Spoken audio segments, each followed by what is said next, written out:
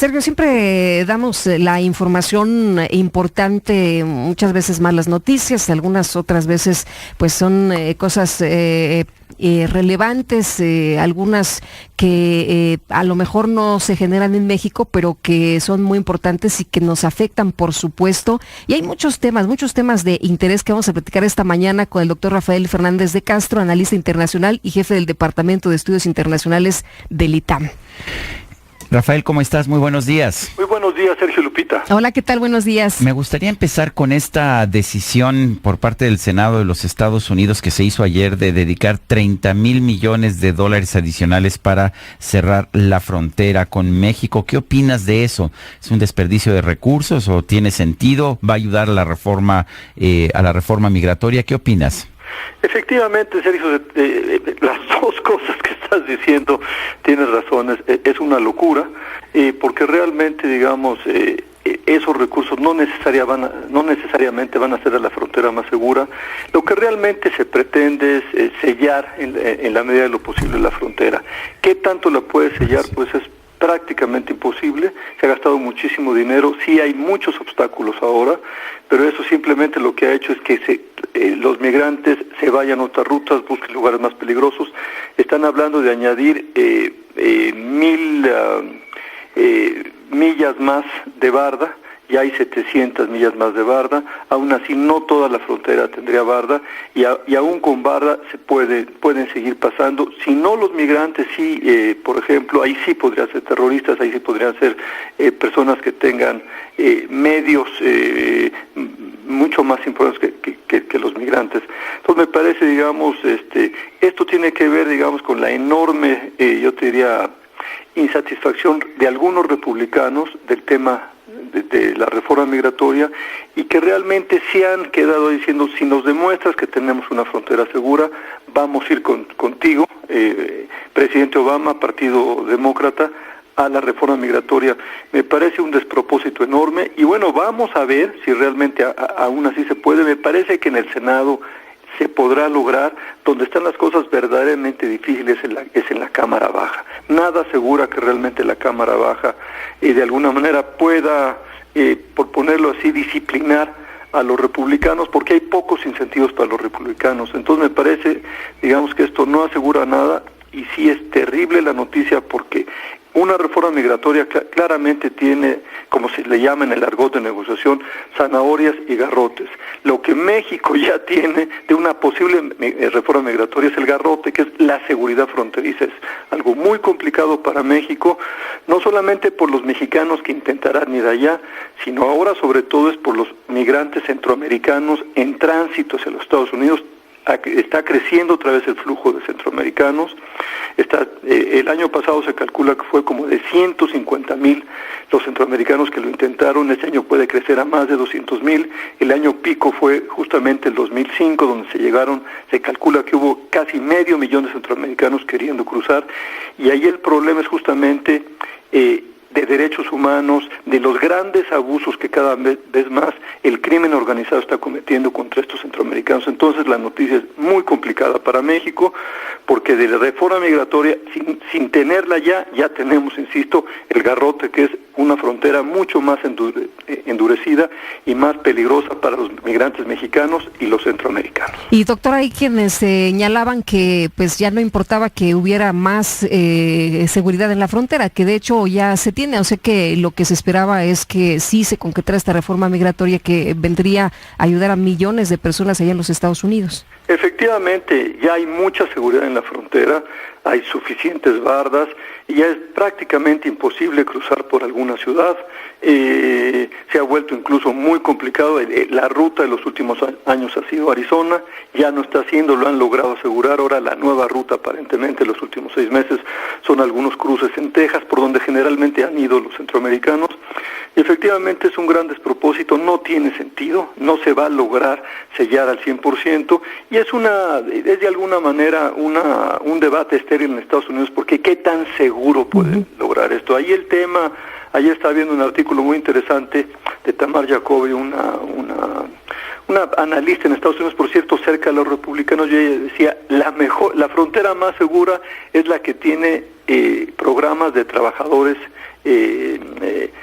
temporales, es decir, si no queremos que vengan indocumentadamente mexicanos y centroamericanos, invitémoslos temporalmente a venir legalmente 4 o 5 meses o 2 o 3 años y luego regresan a su país.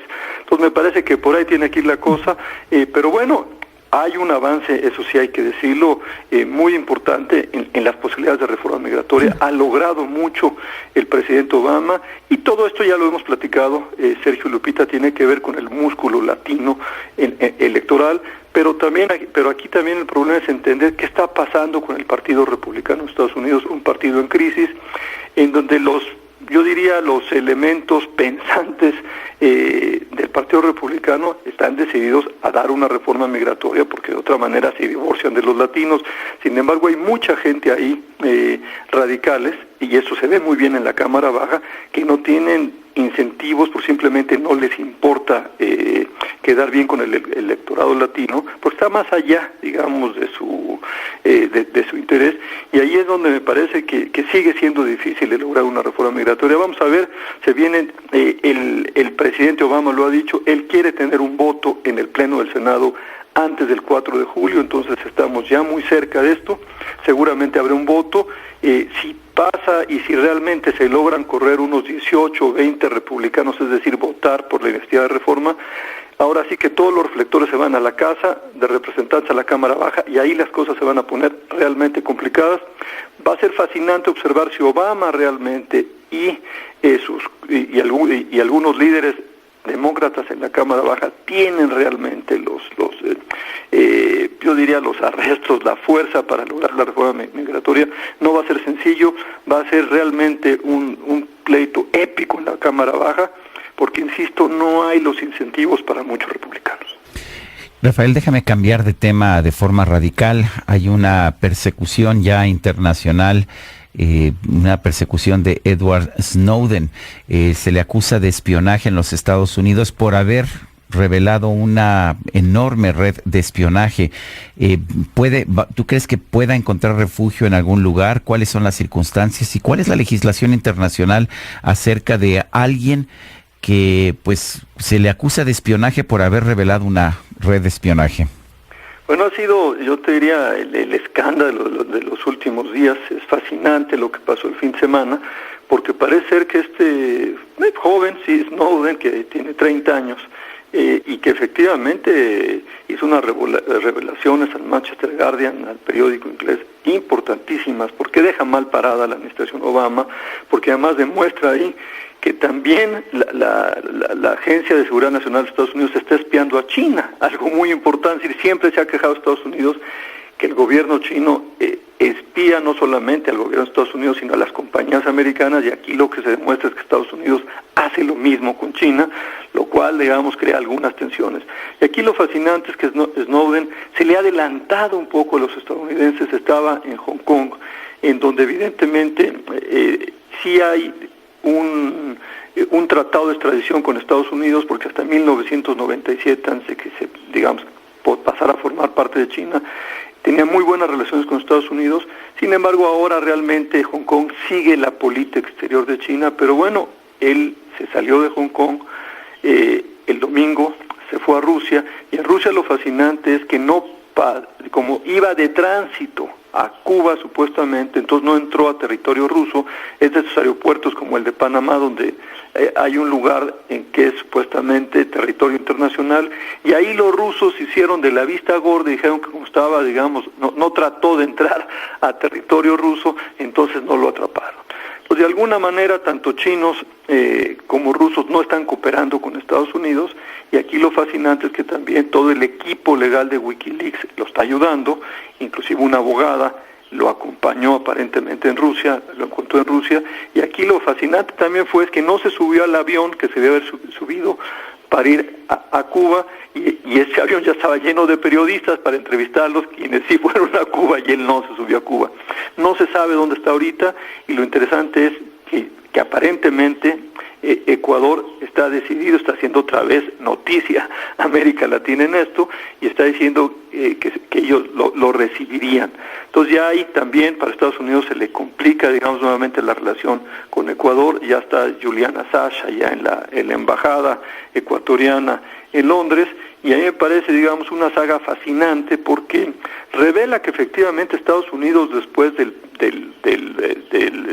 11 de septiembre del 2001 y sobre todo después de la aprobación de esta acta patriótico, el Patriot Act, efectivamente tiene muchas posibilidades de espiar a periodistas, a ciudadanos estadounidenses.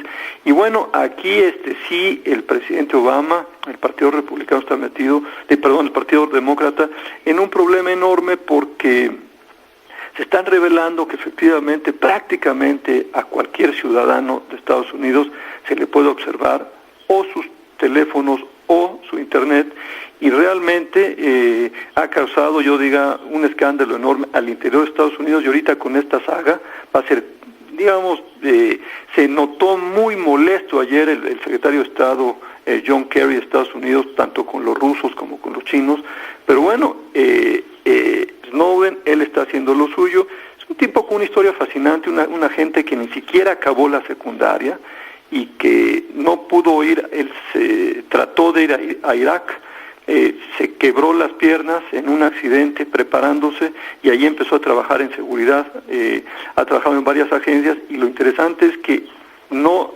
revela estos documentos estando, él trabajó en la CIA y también trabajó en la Agencia de Seguridad Nacional, sino lo revela estando trabajando en Hawái para un contratista, para Booz Allen Hamilton, y es impresionante cómo estos contratistas pueden tener acceso a secretos tan importantes de los Estados Unidos. Rafael Fernández de Castro, gracias por tomar la llamada. Muy buenos días, Sergio Lupita. Hasta luego, doctor. Gracias. Buenos días.